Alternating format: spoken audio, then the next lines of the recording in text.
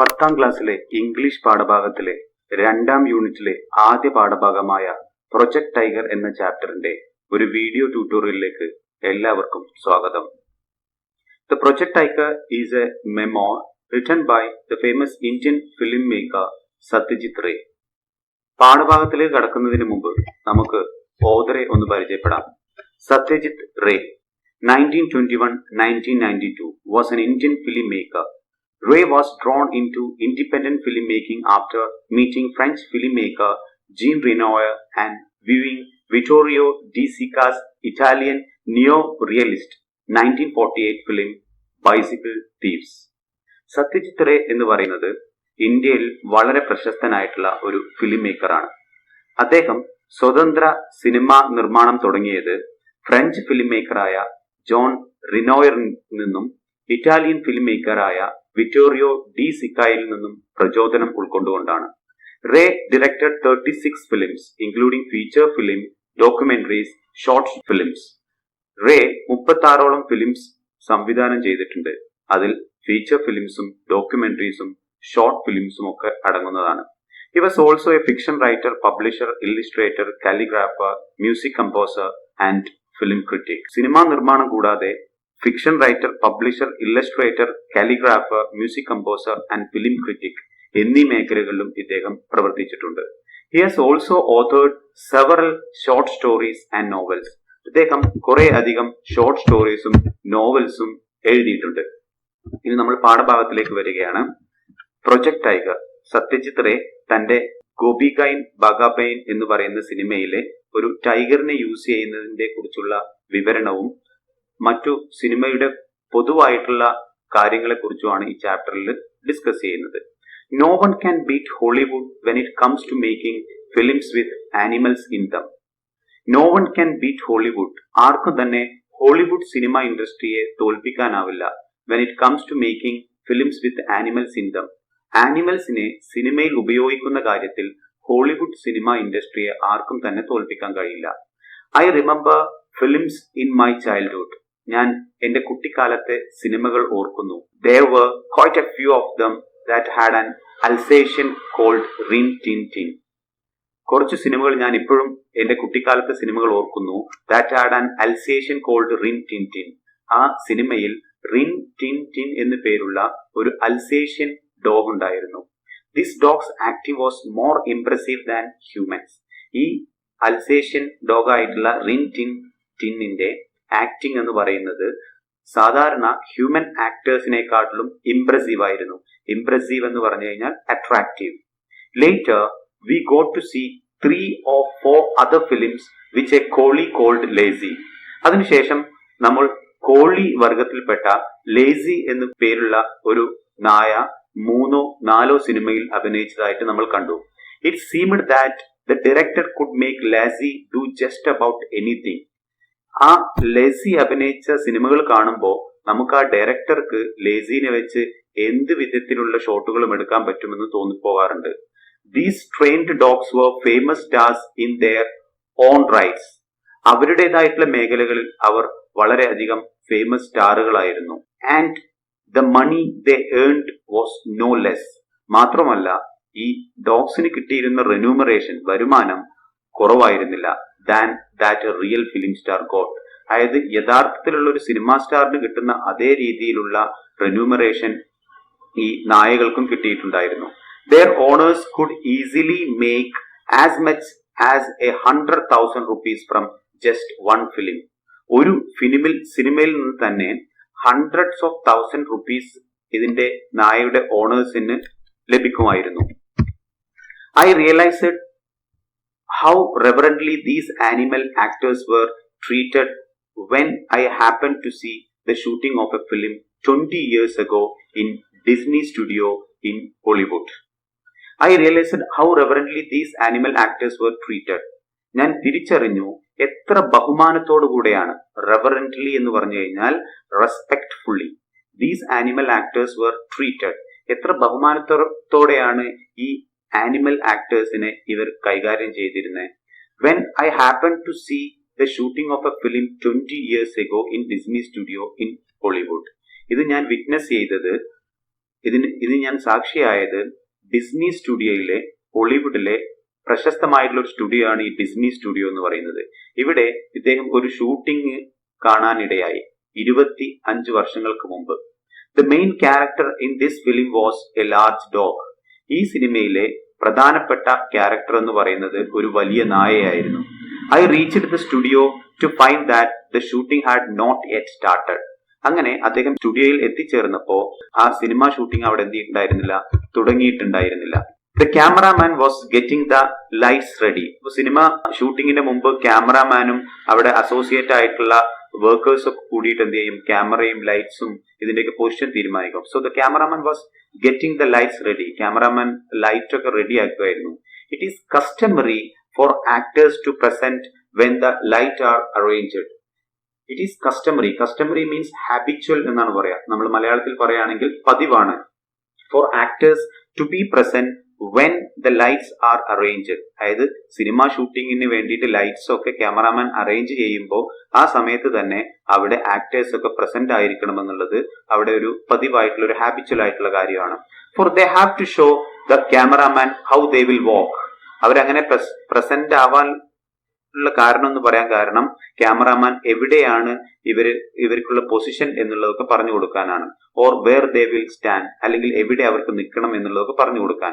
In A particular shot, ഒരു ഷോട്ടിൽ എവിടെയാണ് actors നിൽക്കേണ്ടത് എന്നുള്ളതൊക്കെ കാണിച്ചു കൊടുക്കാനാണ് ഇവർ ആ ക്യാമറയും ലൈറ്റൊക്കെ റെഡി ആക്കുമ്പോഴേക്കും അവിടെ സെറ്റിൽ ഉണ്ടായിരിക്കണം എന്നുള്ളതിന്റെ വശം.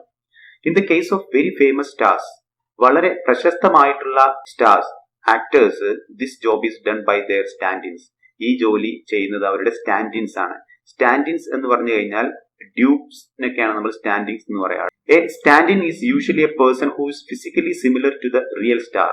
ഒരു സ്റ്റാൻഡിൻ എന്ന് പറഞ്ഞു കഴിഞ്ഞാൽ ഫിസിക്കലി സിമിലർ, ശാരീരികമായിട്ട് ആ ആക്ടറിന്റെ അതേപോലെ തോന്നിക്കും. അങ്ങനെയുള്ള ആളെയാണ് ഡ്യൂപ്സ് എന്ന് പറയുന്നത്. നമ്മുടെ മോഡേൺ സിനിമ നിർമ്മാണത്തിലൊക്കെ ഉപയോഗിക്കുന്നതാണ്. സിനിമ ആക്ടേഴ്സിന്റെ അതേ ആകാരം ഉള്ള ആളുകളെ ആയിരിക്കും അവരുടെ ഡ്യൂപ്പായിട്ട് വെക്കുന്നത്. അപ്പൊ വലിയ സിനിമ സ്റ്റാറിന്റെയൊക്കെ അവരുടെയൊക്കെ കേസിൽ അത് ചെയ്യുന്നത് അവരുടെ ഡ്യൂപ്സ്, അതായത് സ്റ്റാൻഡിൻസ് ആയിരിക്കും.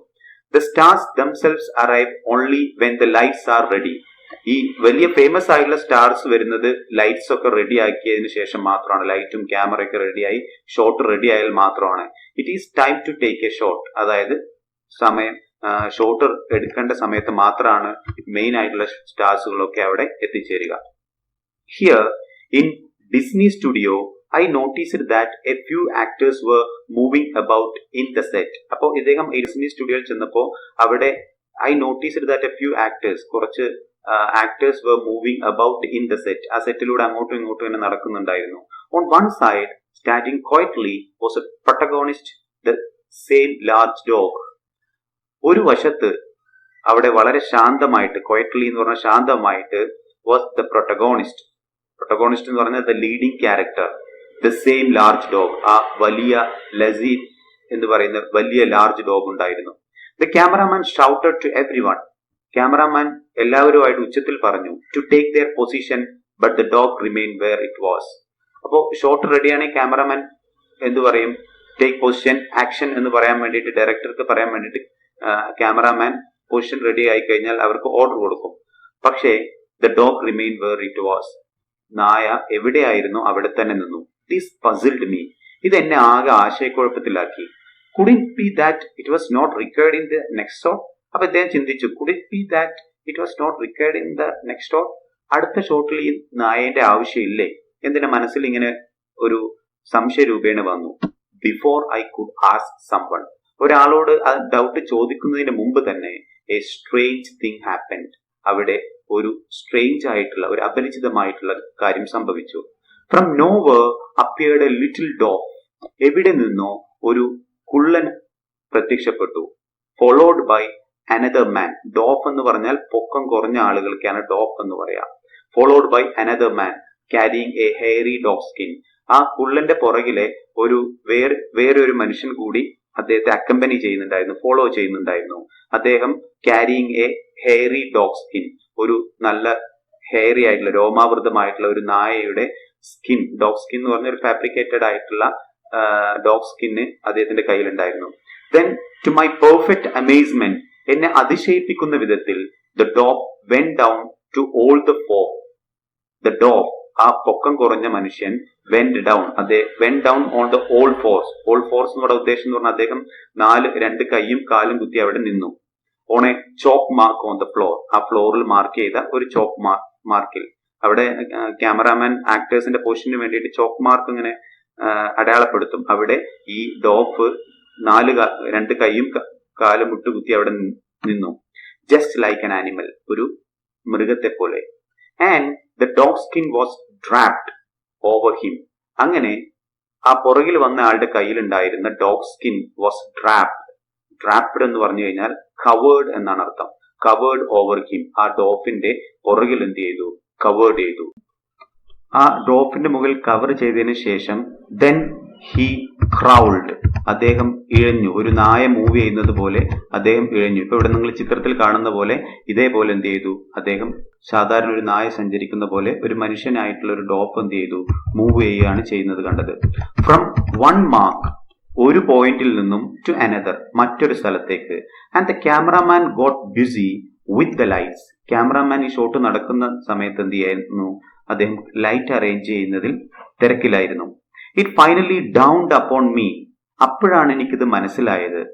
That this dog was paid to be the dog's standing. Oh, this dog, ഈ മനുഷ്യനായിട്ടുള്ള പൊക്കം കുറഞ്ഞ ആള്, was paid to be the dog's standing, ഒരു നായയുടെ ഡ്യൂപ്പായിട്ട് എന്ത് ചെയ്യായിരുന്നു? അഭിനയിക്കുകയായിരുന്നു. സ്റ്റാൻഡിൻ നമ്മൾ നേരത്തെ പറഞ്ഞു ഫിസിക്കലി സിമിലർ ആയിട്ടുള്ള ആളെയാണ് നമ്മൾ പറയുന്നത്. ആക്ടിങ്ങിൽ ഫിസിക്കലി സിമിലർ ആയിട്ടുള്ള ഡ്യൂപ്സിനെയാണ് നമ്മൾ സ്റ്റാൻഡിൻസ് എന്ന് പറയുന്നത്. Every animal in Hollywood film is well trained. Hollywood സിനിമയിലെ എല്ലാ ആനിമൽസും വളരെയധികം ട്രെയിൻഡ് ആണ്. It is not difficult to train a horse or a dog. സാധാരണ നമ്മുടെ ഡൊമസ്റ്റിക്കേറ്റ് ചെയ്യപ്പെടുന്ന ആനിമൽസ് ആണ് ഹോഴ്സും ഡോഗും. ഒരു ഹോഴ്സിനും ഡോഗിനും ഒക്കെ ട്രെയിൻ ചെയ്തെടുക്കുക എന്ന് പറഞ്ഞാൽ അത്ര ബുദ്ധിമുട്ടല്ല. But have you ever heard of trained ravens? നിങ്ങൾ എപ്പോഴെങ്കിലും കേട്ടിട്ടുണ്ടോ ട്രെയിൻഡ് റാവൻസിനെ കുറിച്ച്? റാവൻസ് എന്ന് പറഞ്ഞു കഴിഞ്ഞാൽ ഒരു കാക്ക വർഗത്തിൽപ്പെട്ട പക്ഷികളാണ്. കാക്കയുടെ പോലെ രൂപമുള്ള പക്ഷികളാണ് റാവൻസ്. അതായത് have you ever heard of trained ravens? റാവൻസിനെ കുറിച്ച് കേട്ടിട്ടുണ്ടോ? നോട്ട് ജസ്റ്റ് 1 or 2, 1 or 2 അല്ല, ബട്ട് നിയർലി 100 of them, 100 കണക്കിന് ravens. Even this was made possible in Hollywood. ഇതും ഹോളിവുഡിൽ പോസിബിൾ ആയിട്ടുണ്ട്. അതായത് 100 കണക്കിന് ട്രെയിൻഡ് ആയിട്ടുള്ള റാവൻസിനെ ഹോളിവുഡ് സിനിമ ഇൻഡസ്ട്രിയിൽ ഉപയോഗിച്ചിട്ടുണ്ട്. When the creator of some of the best suspense film in the history of cinema, cinema ചരിത്രത്തിൽ തന്നെ സസ്പെൻസ് മൂവീസിന്റെ ഏറ്റവും ബെസ്റ്റ് സിനിമകൾ ഉണ്ടാക്കിയ സിനിമ നിർമ്മാതാവ് Alfred Hitchcock decided to make a film called birds.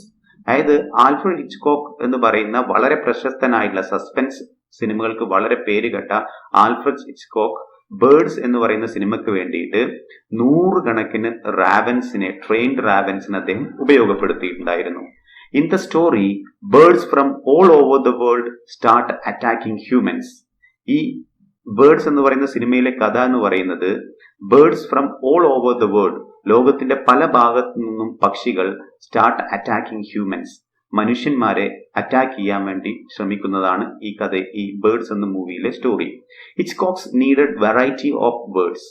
ഹിച്ച്കോക്സിന് വ്യത്യസ്ത തരത്തിലുള്ള ബേർഡ്സിന് ആവശ്യമുണ്ടായിരുന്നു.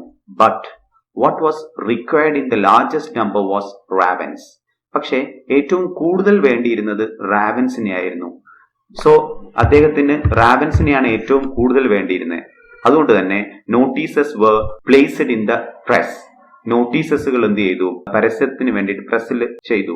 ഓൾ ഓവർ ദി യുണൈറ്റഡ് സ്റ്റേറ്റിന്റെ എല്ലാ ഭാഗത്തും നോട്ടീസുകൾ പതിപ്പിച്ചു.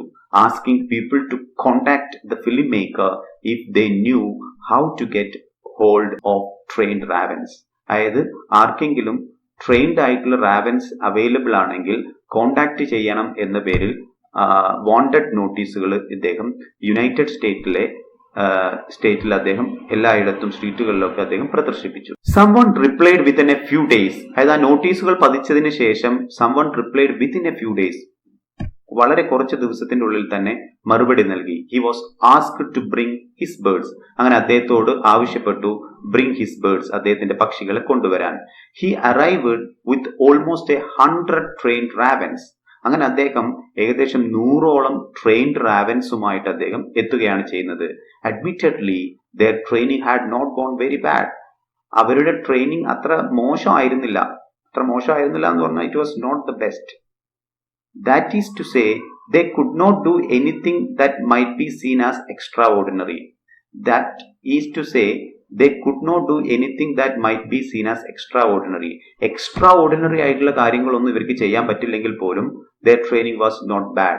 If as many as 50 ravens are told to perch quietly in a row on a specified spot, and if they obey this command instantly, isn't that pretty impressive? So അദ്ദേഹം ചോദിക്കുകയാണ് ചെയ്യുന്നത്, but if as many as 50 ravens, 50ഓളം റാവൻസിനോട് എന്ത് ചെയ്യുക, perch ചെയ്യാൻ പറയാം. Perch എന്ന് പറഞ്ഞു കഴിഞ്ഞാൽ ലാൻഡിങ് ഓൺ എ സ്പേസ് എന്നാണ് നമ്മൾ പറയുന്നത്. പ്രത്യേകിച്ചും പക്ഷികളൊക്കെ പറന്നു പോയിട്ട് ഒരു സ്ഥലത്തോട്ട് ലാൻഡ് ചെയ്യുന്നതിനാണ് പേർച്ച് എന്ന് പറയുന്നത്. ഇപ്പോൾ ഒരു 50ഓളം റാവൻസിനോട് എന്ത് ചെയ്യാൻ പറഞ്ഞു, പേർച്ച് ക്വയറ്റ്ലി, ശാന്തമായിട്ട് in a row on a specified spot, ഒരു കൃത്യമായിട്ടുള്ള സ്ഥലത്ത് നിരയായിക്കൊണ്ട് ഒരു സ്പോട്ടിൽ ലാൻഡ് ചെയ്യാൻ ആവശ്യപ്പെട്ടു. If they obey this command, അവർ ഈ കമാൻഡ് അംഗീകരിക്കുകയാണെങ്കിൽ ഇൻസ്റ്റന്റ്ലി, പെട്ടെന്ന് തന്നെ, ഇസിൻ ദാറ്റ് പ്രെറ്റി ഇംപ്രസീവ്, അത് വളരെ നല്ലൊരു കാര്യമല്ലേ? Is it that pretty impressive? Impressive means attractive. അത് നല്ലൊരു കാര്യം തന്നെയാണ്. അതായത് അത്ര വലിയൊരു ട്രെയിനിങ് ഒന്നും കിട്ടിയിട്ടില്ലായിരുന്നെങ്കിൽ പോലും ഈ 50ഓളം റാവൻസിനെ ഒരു സ്ഥലത്ത് ലാൻഡ് ചെയ്യിപ്പിക്കുന്നതിൽ ഇദ്ദേഹത്തിന് ഈ റാവൻസിനെ കൊണ്ട് കഴിഞ്ഞിരുന്നു. അതുകൊണ്ട് തന്നെ അവർ കുഴപ്പമില്ലാത്ത രീതിയിൽ ആ റാവൻസിനെ വെച്ച് ചെയ്യിപ്പിച്ചിട്ടുണ്ടായിരുന്നു. ഇപ്പോൾ നമ്മൾ ഇതുവരെയും പറഞ്ഞത് ഹോളിവുഡ് സിനിമയിൽ ഈ ആനിമൽസിനെയൊക്കെ ഉപയോഗിക്കുന്നതിൽ അവരുടെ വൈദഗ്ധ്യവും അവരുടെ ടെക്നിക്കലി ആയിട്ടുള്ള അവരുടെ ആധിപത്യത്തെ കുറിച്ചൊക്കെയാണ് പറഞ്ഞിട്ടുണ്ടായിരുന്നത്. Needless to say in our own country, ഇനി സത്യജിത്തിനെ പറയുന്നത് നമ്മുടെ ഇന്ത്യയുടെ സാഹചര്യമാണ്. നമ്മുടെ രാജ്യത്ത് it is not at all easy to find trained animals. നമ്മുടെ ഈ ട്രെയിൻഡ് ആയിട്ടുള്ള ആനിമൽസിനെ കിട്ടുക എന്ന് പറയുന്നത് അത്ര വലിയ ഈസി ടാസ്ക് അല്ല. Although some films have been made in Bombay, കുറെ അധികം സിനിമകൾ ചെയ്തിട്ടുണ്ട് മുംബൈയിലൊക്കെ, and Madras, that involved working with elephants, horse and tigers. അതായത് ടൈഗേഴ്സിനെ വെച്ചിട്ടും ഹോഴ്സിനെ വെച്ചിട്ടും എലഫന്റിനൊക്കെ വെച്ചിട്ടും ബോംബെയിലും മദ്രാസിലൊക്കെ കുറെ അധികം സിനിമകൾ ചെയ്തിട്ടുണ്ടെങ്കിൽ പോലും നല്ല ട്രെയിൻഡ് ആയിട്ടുള്ള ആനിമൽസിനെ ഇന്ത്യയിൽ കിട്ടുക എന്ന് പറയുന്നത് അത്ര ഈസി അല്ല. Their performance did suggest that they were used to obeying commands. അതായത് അവരുടെ പെർഫോമൻസ് തന്നെ നമുക്ക് പറയുമായിരുന്നു, they are used to obeying commands. അവര് കമാൻഡ്സ് ഇങ്ങനെ അംഗീകരിക്കുന്നത് പോലെ നമുക്ക് തോന്നിപ്പോവുമായിരുന്നു. In Bengal it is sometime possible to find clever dogs. ബംഗാളില് it is sometime possible to find clever dogs, നല്ല ബുദ്ധിമാനായിട്ടുള്ള നായകളെ കണ്ടെത്താൻ പറ്റുമായിരുന്നു. അതായത് കുറെ അധികം സിനിമകളിൽ നമുക്ക് ഡോഗ്സുകൾ നമ്മുടെ ഇന്ത്യൻ സിനിമകളിലും കാണാം. ബംഗാളിൽ കുറെ അധികം നായകളെ ഇതേപോലെ പറഞ്ഞാൽ അനുസരിക്കുന്ന തരത്തിലുള്ള നായകളെയൊക്കെ അവൈലബിൾ ആയിരുന്നു. Particularly police dogs which are quietly intelligent. പ്രത്യേകിച്ചും പോലീസ് നായകൾ വിച്ച് ആർ ക്വൈറ്റ് ഇന്റലിജന്റ്, നല്ല ബുദ്ധിമാന്മാരായിട്ടുള്ള നായകൾ ഉണ്ടാവും. If one is prepared to do be patient, ഇനി സത്യജിത്തിനെ പറയണം, if one is prepared to be patient, ഒരാൾക്ക് ക്ഷമയുണ്ടെങ്കിൽ, ഒരാൾ ക്ഷമിക്കാൻ തയ്യാറാണെങ്കിൽ, it is not all together impossible to get good performance out of them as we managed to do with Bulo in Padar Panjali. ഇനി ഒരാൾ ക്ഷമിക്കാൻ അയാൾ തയ്യാറാണെങ്കിൽ it is not all together impossible, ഇത് അത്ര അസാധ്യമായ കാര്യമൊന്നുമല്ല. ടു ഗെറ്റ് ഗുഡ് പെർഫോമൻസ്, നല്ല പെർഫോമൻസ് കിട്ടുക എന്നുള്ളത്, out of them as we manage to do with ബൂലോ.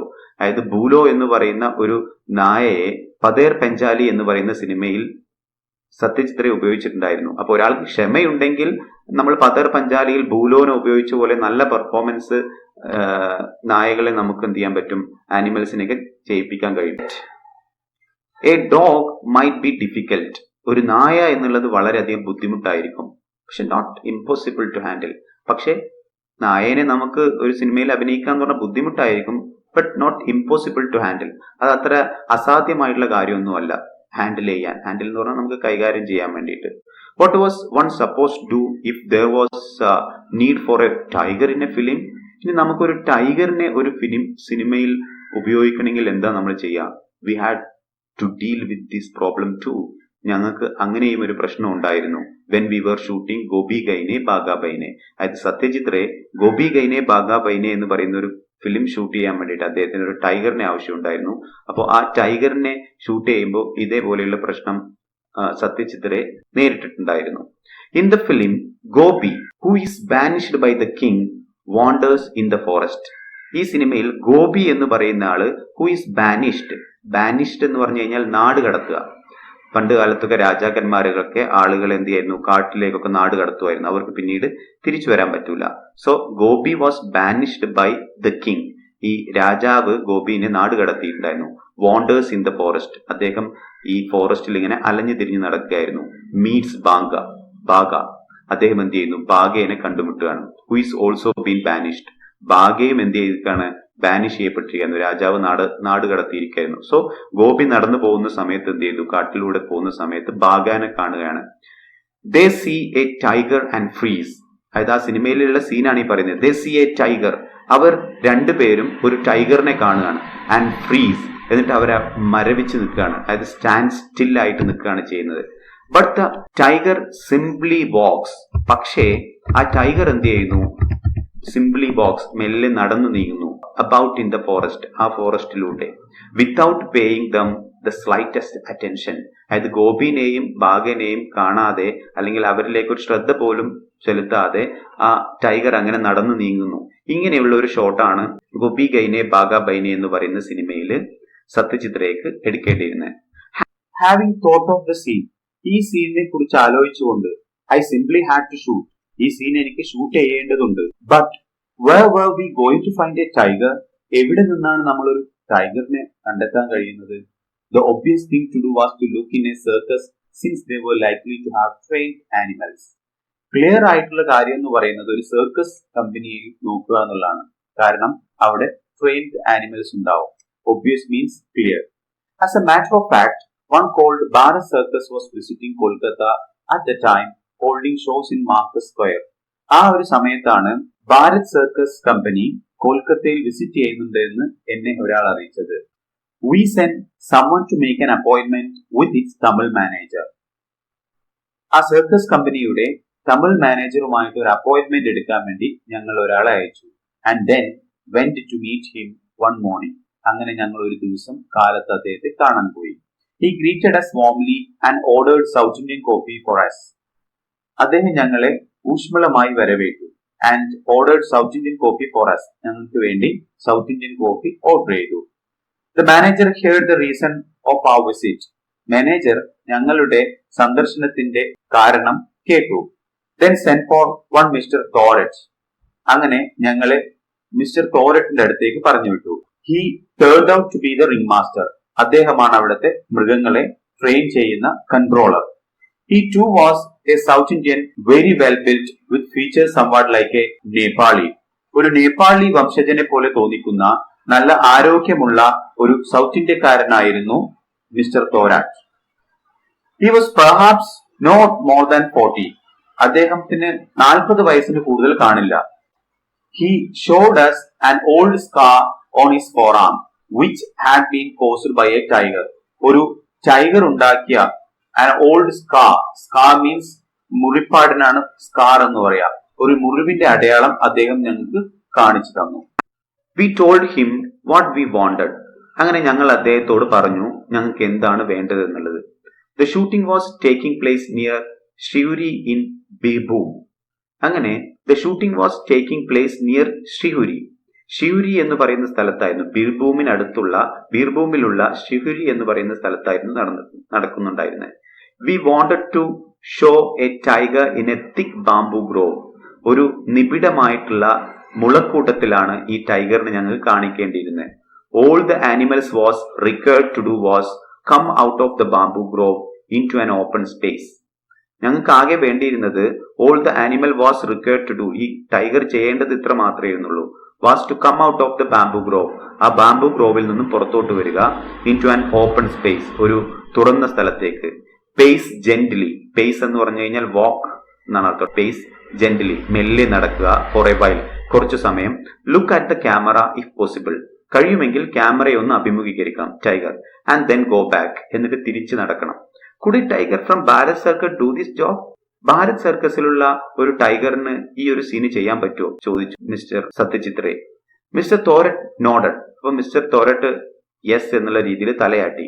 How long will you need it for? എന്നിട്ട് ചോദിച്ചു എത്ര സമയം നിങ്ങൾക്ക് ഈ ടൈഗറിനെ വേണമെന്ന് ചോദിച്ചു. Asked the manager. മാനേജർ ചോദിച്ചു perhaps a couple of hours for the shooting. ഞങ്ങൾക്ക് ആകെ വേണ്ടത് ഒരു couple of hours for the shooting. ഒരു 2 മണിക്കൂർ, കുറച്ച് മണിക്കൂറുകൾ മാത്രം മതി എന്ന് പറഞ്ഞു. I replied. ഞാൻ മറുപടി പറഞ്ഞു. But that would be in addition to the time it will take to travel to and from Siliguri. അതായത് ഈ 2 മണിക്കൂർ എന്ന് പറഞ്ഞാൽ എന്താണ്? It would be in addition to the time it will take to travel to and from Siliguri. അത് ശ്രീഗുരിയിലേക്ക്, ഈ സർക്കസിൽ നിന്നും ശ്രീഗുരിയിലേക്ക് യാത്ര ചെയ്യുന്ന ആ സമയം കൂടാതെയാണ് 2 മണിക്കൂർ ഞങ്ങൾക്ക് വേണ്ടത്. On being told that the travel itself should take no more than 2 days. 2 ദിവസത്തിലധികം ഈ ട്രാവല് യാത്രക്ക് വേണ്ടി എടുക്കില്ല എന്ന് അദ്ദേഹം പറഞ്ഞു. The manager agreed to put the tiger in its cage. അങ്ങനെ മാനേജർ അംഗീകരിച്ചു. To put the tiger in its cage. ഈ കേജിൽ ടൈഗറിനെ ഇടാൻ. And send it to a lorry. ഒരു ലോറിയിൽ അതിന്റെ കേജിലാക്കിയതിനു ശേഷം ഒരു ലോറിയിൽ ഇതിനെ അയക്കാൻ വേണ്ടിയിട്ട് തീരുമാനിച്ചു. He invited us to take a look at the tiger. അങ്ങനെ അവരെ ആ ടൈഗറിനെ കാണാൻ വേണ്ടിയിട്ട് ക്ഷണിക്കുകയും ചെയ്തു. Do you think it's going to be easy to set the animal free in the bamboo grove? നിങ്ങൾ വിശ്വസിക്കുന്നുണ്ടോ it's easy to set the animal free in the bamboo grove? ഈ ബാംബു ഗ്രോവില് ഈ ടൈഗറിനെ തനിച്ച് വിടാൻ പറ്റുമെന്ന് നിങ്ങൾ ചിന്തിക്കുന്നുണ്ടോ ചോദിച്ചു. I couldn't help asking. എനിക്ക് ചോദിക്കാതിരിക്കാൻ കഴിഞ്ഞില്ല. Mister Thorold frowned. അപ്പൊ മിസ്റ്റർ തോറാട്ട് ഫ്രൗൺ എന്ന് പറഞ്ഞാൽ മുഖം ചുളിക്കുക in a negative manner. I'm not sure. അദ്ദേഹം പറയണ മുഖം ചുളിച്ചുകൊണ്ട് പറഞ്ഞു ഐ എം നോട്ട് ഷുവർ. എനിക്ക് ഉറപ്പില്ല. He replied I have never let him out of his cage on his on.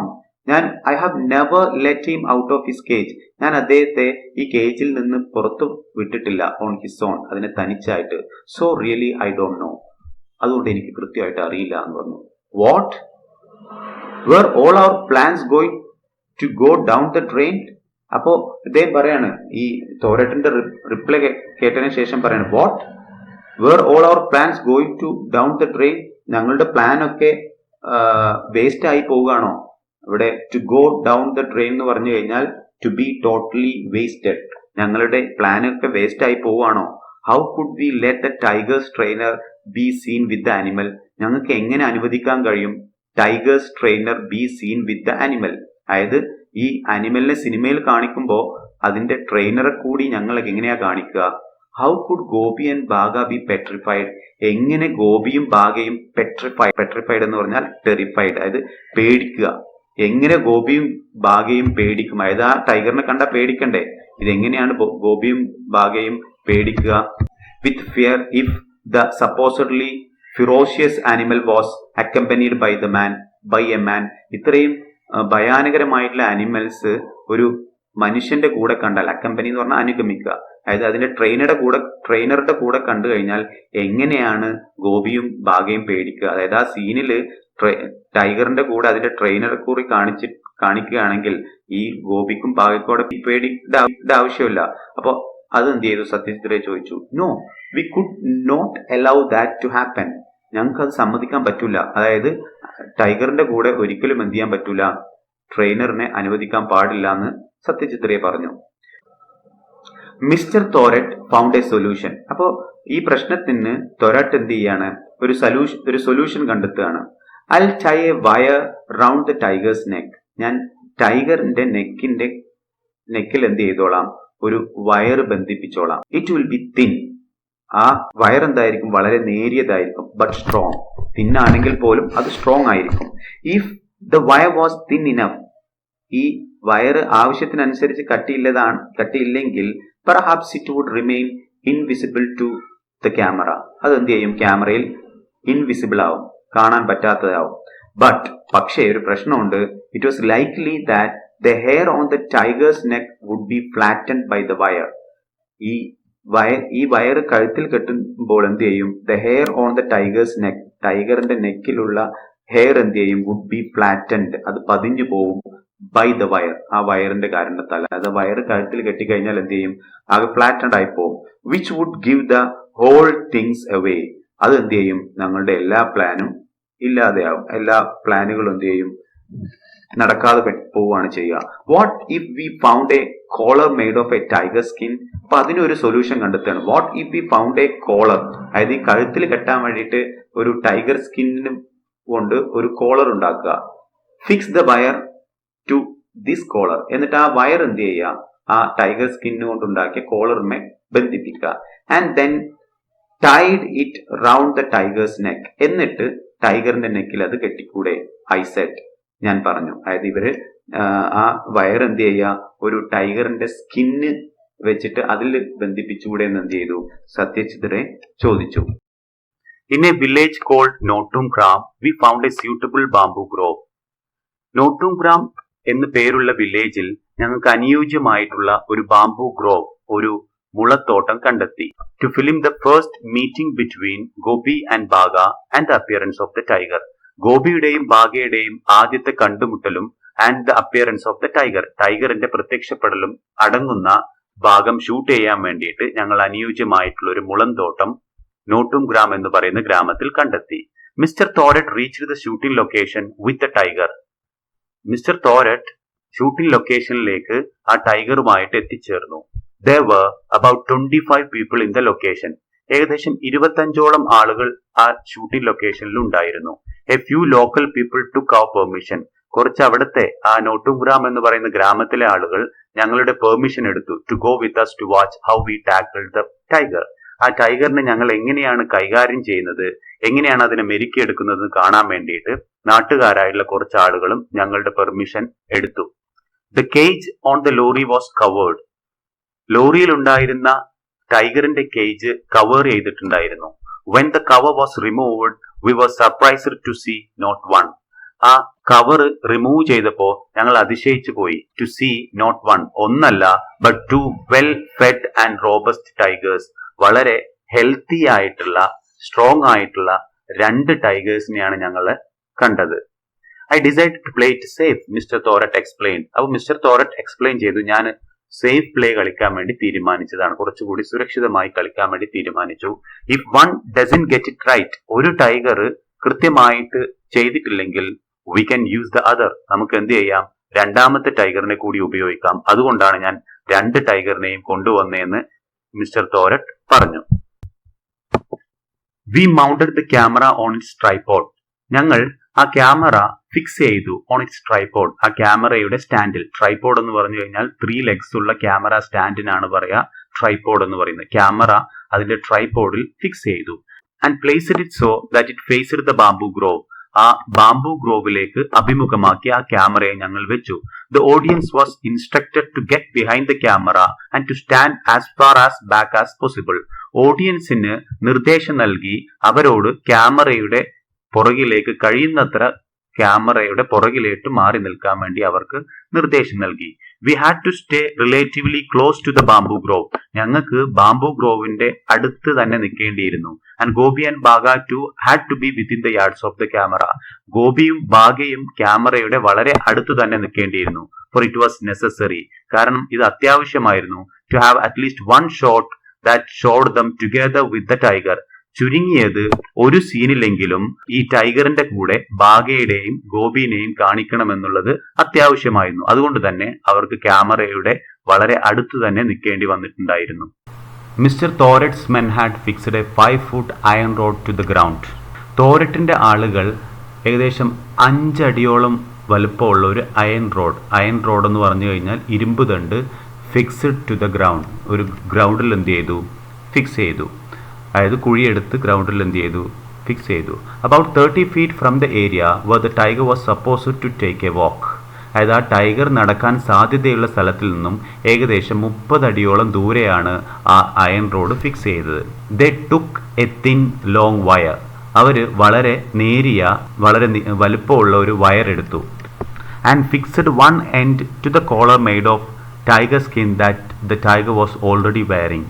ആ ടൈഗർ ധരിച്ചിട്ടുണ്ടായിരുന്ന ഒരു ടൈഗർ സ്കിൻ കൊണ്ടുണ്ടാക്കിയ കോളറിൻ്റെ ഒരറ്റത്ത് ആ ലോങ് വയറിൻ്റെ ഒരറ്റം എന്ത് ചെയ്തു, ബന്ധിപ്പിച്ചു. The other end was tied firmly to the visible portion of the iron rod. ആ ഗ്രൗണ്ടിൽ സ്ഥാപിച്ച അയൺ റോഡിൽ ആ ലോങ് വയറിൻ്റെ മറ്റേ അറ്റവും എന്ത് ചെയ്തു, ബന്ധിച്ചു. അങ്ങനെ ഒരു ലോങ് വയർ എടുത്ത് അതിൻ്റെ ഒരറ്റം ടൈഗറിൻ്റെ കഴുത്തിലുണ്ടായിരുന്ന ടൈഗർ സ്കിന്നിൻ്റെ കോളറിലും രണ്ടാമത്തെ അറ്റം എന്ത് ചെയ്തു, ആ അയൺ റോഡ് ഇരുമ്പ് തണ്ടിലും എന്ത് ചെയ്തു, ബന്ധിപ്പിച്ചു. The door of one of the cages was unfastened.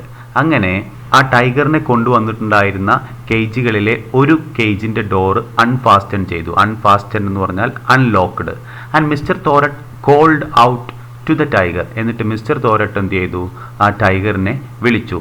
It responded almost at once. പെട്ടെന്ന് തന്നെ ഈ ടൈഗർ പ്രതികരിച്ചു.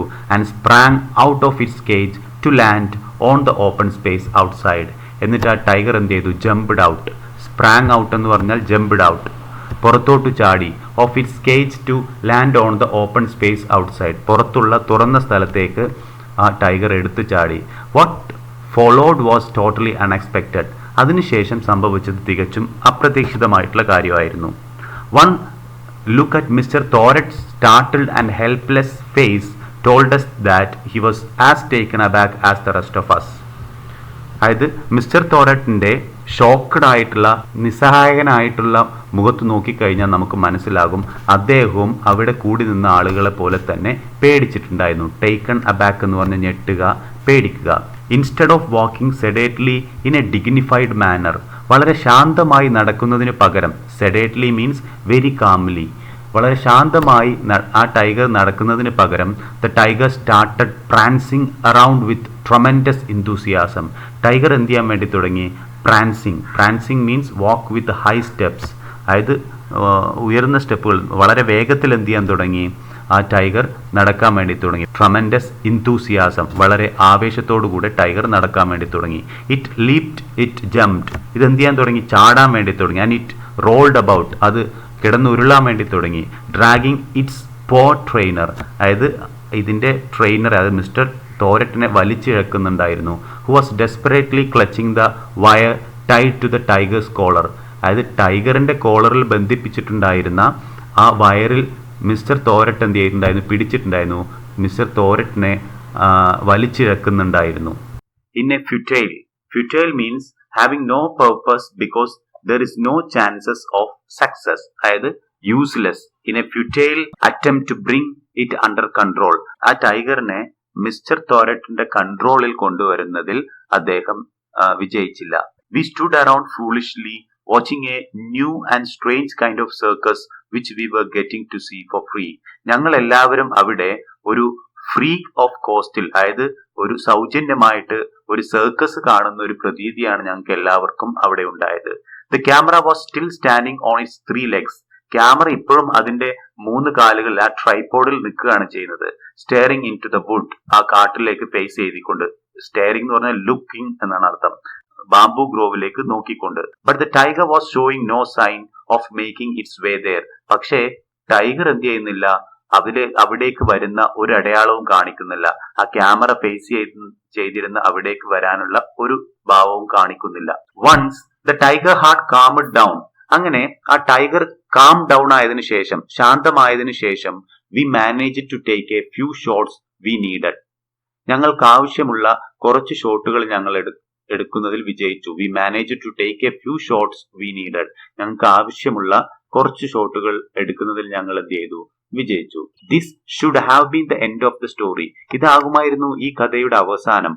But when we returned to Calcutta and looked at the scenes with the tiger, പക്ഷേ ഞങ്ങൾ കൽക്കത്തയിലേക്ക് തിരിച്ചു ചെന്നതിന് ശേഷം ഞങ്ങൾ ആ സീൻസ് ചെക്ക് ചെയ്ത് നോക്കിയപ്പോൾ we realized that the camera had failed to work properly, ഞങ്ങൾ തിരിച്ചറിഞ്ഞു ഈ ക്യാമറ എന്ത് ചെയ്തിട്ടുണ്ടായിരുന്നില്ല, പ്രോപ്പറായിട്ട് കൃത്യമായിട്ട് വർക്ക് ചെയ്തിട്ടുണ്ടായിരുന്നില്ല. The shots were too dark, അവർ ഷൂട്ട് ചെയ്ത സീനുകളൊക്കെ വളരെയധികം ഡാർക്ക് ആയിരുന്നു. അവർ ഷൂട്ട് ചെയ്ത സീനുകളൊക്കെ ഇരുണ്ട കളറായിരുന്നു. So much so that the tiger was merging almost completely with the background of the trees and leaves, അതായത് ആ ബാക്ക്ഗ്രൗണ്ടിലുള്ള മരങ്ങളുടെയും ഇലകളുടെയൊക്കെ ഇടയിൽ ചേർന്നിട്ടായിരുന്നു ടൈഗറിന്റെ ഓരോ മൂവ്മെന്റ് ഉണ്ടായത്. അതുകൊണ്ട് തന്നെ വളരെ ക്ലിയർ അല്ലാത്ത ഡാർക്കിഷ് ആയിരുന്നു അതിലുണ്ടായിരുന്ന മുഴുവൻ സീനുകളും.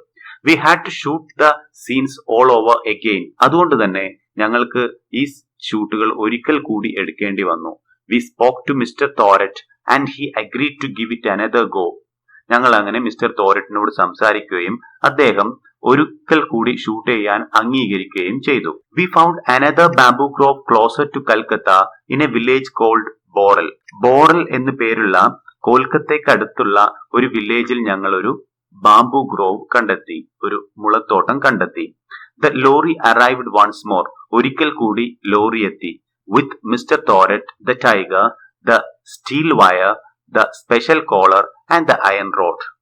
അതായത് വീണ്ടും മിസ്റ്റർ തോരറ്റ് അദ്ദേഹത്തിന്റെ ടൈഗറിനെ കൊണ്ടും the steel wire, the special collar and iron rod, ആ ഇരുമ്പ് തണ്ടും കോളറും സ്റ്റീലിന്റെ വയറും ടൈഗറൊക്കെ ആയിട്ട് വീണ്ടും ഷൂട്ടിങ്ങിന്റെ സ്ഥലത്തേക്ക് എത്തിച്ചേർന്നു. And with the lorry came the whole village. ആ ലോറിയുടെ കൂടെ ആ വില്ലേജിലെ മുഴുവൻ ജനങ്ങൾ കൂടി വന്നു. We told the villagers that they should stand at a distance of 70 feet. ഞങ്ങൾ ആ വില്ലേജേഴ്സിനോട് പറഞ്ഞു, നിങ്ങൾ ഏകദേശം 70 ഫീറ്റ് മാറി നിൽക്കണം, ദൂരെ നിൽക്കണം എന്ന് പറഞ്ഞു. ഷൂട്ടിങ്ങിന്റെ അടുത്ത് നിന്നും അല്ലെങ്കിൽ ക്യാമറയുടെ അടുത്ത് നിന്നും ഏകദേശം 70 അടിയോളം മാറി നിൽക്കണമെന്ന് വില്ലേജേഴ്സിനോട് പറഞ്ഞു. No one paid any attention to what they were told. അവരോട് പറഞ്ഞതൊന്നും അവരെന്ത് ചെയ്തില്ല, ശ്രദ്ധിച്ചില്ല. The entire crowd moved as close to the camera as they could. അവർക്ക് കഴിയുന്നത്ര അവർ ക്യാമറയുടെ അടുത്തോട്ട് ചേർന്ന് നിന്നു.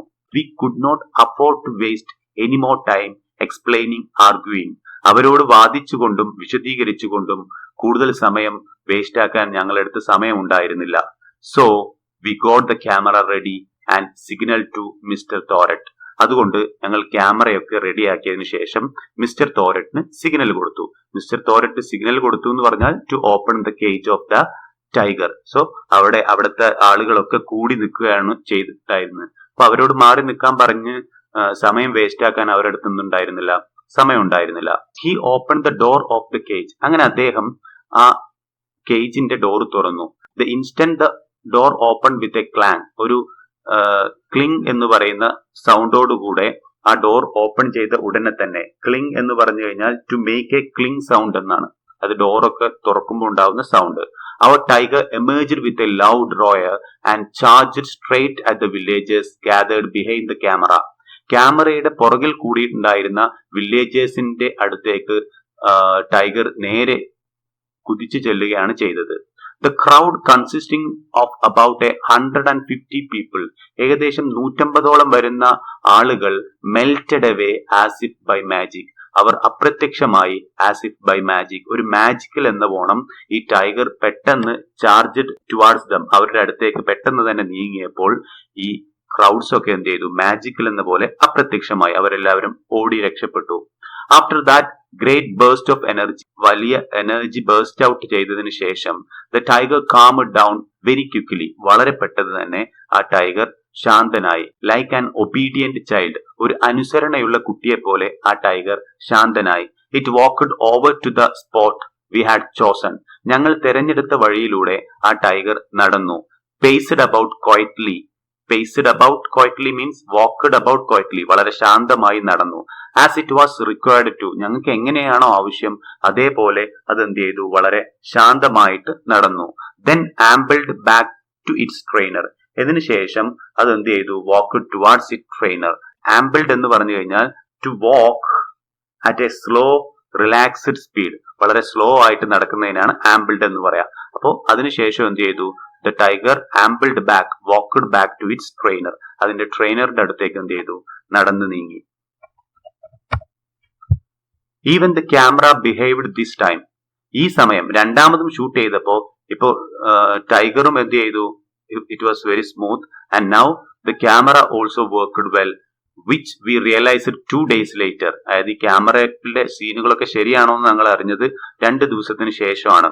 ഞങ്ങൾ കൽക്കത്തയിലേക്ക് മടങ്ങിച്ചെന്ന് ഞങ്ങൾ ഷൂട്ട് ചെയ്ത സീൻ വീണ്ടും കണ്ടതിന് ശേഷമാണ് ഞങ്ങൾക്ക് എന്ത് മനസ്സിലായത്, ക്യാമറ ഈ സമയം വർക്ക് ചെയ്തിട്ടുണ്ട് എന്നുള്ളത്. കാരണം മോഡേൺ സാങ്കേതിക വിദ്യയിലെ പോലെ അവർക്ക് മോണിറ്ററിൽ ഷൂട്ട് ചെയ്യുമ്പോൾ തന്നെ ആ സീനുകൾ കാണാൻ സാധിക്കില്ല. അത് ക്ലിയർ ആക്കിയതിനു ശേഷമേ കാണാൻ പറ്റുള്ളൂ. അതുകൊണ്ട് കൊൽക്കത്തയിലേക്ക് തിരിച്ചു ചെന്നതിന് ശേഷം അവർ മനസ്സിലാക്കി ഈ പ്രാവശ്യം ക്യാമറ നന്നായിട്ട് വർക്ക് ചെയ്തിട്ടുണ്ട്.